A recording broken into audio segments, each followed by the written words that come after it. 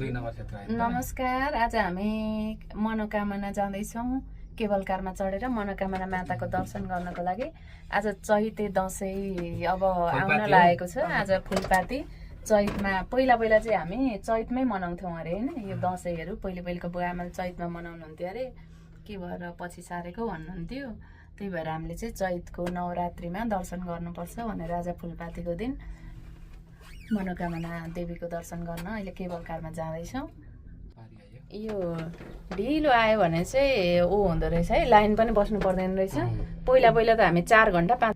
अहिले त आज त लाइनै नबसी सरासर हामी माथि जाँदैछौँ। अब माथि मन्दिरमा पनि लाइन बस्नु पर्दैन जस्तो लागिरहेछ, किनभने त्यस्तो भिड छैन आज। माताले हामीलाई सहज तरिकाले गराउनुहुन्छ, सहज तरिकाले। तर हामी आज एयरपोर्ट पुग्नु थियो 5 बजी है। त्यो चाहिँ एयरपोर्ट चाहिँ पुग्न पाइँदैन होला। हाम्रो जम्पा दाईको लागि पनि हामी अब मनोकामना पुगेर चाहिँ के विस गर्छौँ है, अब सेफ जर्नी भनेर।